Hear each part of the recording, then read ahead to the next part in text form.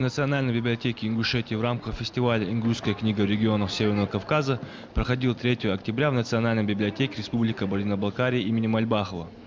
Начавшись с торжественной и очень теплой встречи гостей на ступенях представительного классического здания библиотеки, визит коллектива Национальной библиотеки продолжился в конференц-зале представление утвержденной программы фестиваля.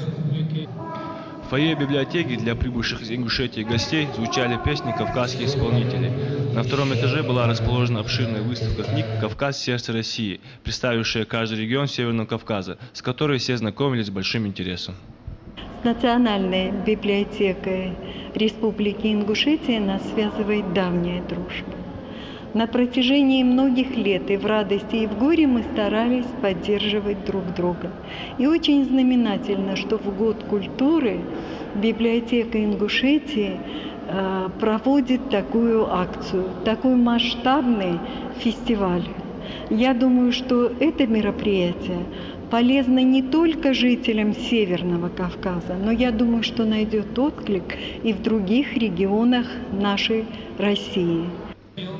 Радима Газиева выразила большую благодарность библиотечному сообществу Кабардино-Балкарии. Она отметила, что Национальная библиотека Кабардино-Балкарии первой откликнулась в годы создания Национальной библиотеки Республики Ингушетия, выделив для фонда нашей библиотеки книги и периодику. В лихие 90-е, когда Национальная библиотека только начинала свое становление, библиотека имени Мальбахова распахнула двери перед ингушскими читателями, которые остро нуждались в библиотечном обслуживании. В рамках Года культуры мы продолжаем работу фестиваля «Ингушская книга» в субъектах Северного Кавказа.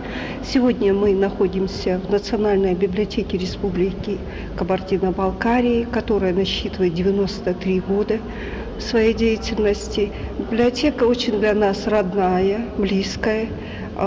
Библиотека, которая заняла довольно-таки сложную историческую миссию. Со дня образования Республики Ингушетия она обслуживала читателей Ингушской республики. Первая откликнулась на формирование фонда в Национальной библиотеке Ингушетии. Затем, как и в других регионах, состоялось подписание руководителями библиотек соглашения о сотрудничестве. Дополнила программу фестиваля «Ингушская книга» встреча с молодой ингушской поэтессой Тамарой Чениевой, для которой Кабардино-Балкария и Нальчик, в котором она родилась и жила, являются вторым домом. Тамара Чениева, автор нескольких поэтических сборников, является членом Союза писателей Кабардино-Балкарии. Я очень благодарна Национальной библиотеке Республики Ингушетия, в частности Радиме Газиевой, за такое приглашение, и поскольку я считаю, что она делает очень нужное дело в наше время, когда, вот я же говорю, на фоне такой всеобщей безнравственности, вот это книжное библиотечное дело настолько поднимать, настолько ценить его и с такой душой относиться и делать такой колоссальный, проделывать такой труд колоссальный, это, дорогого стоит. Встреча представителей Центральной библиотеки Кабардино-Балкарии и Ингушетии оставила у сотрудников Национальной библиотеки Республики Ингушетия незабываемые впечатления и чувство благодарности о дружеской и очень теплой встрече с библиотечным сообществом Кабардино-Балкарии.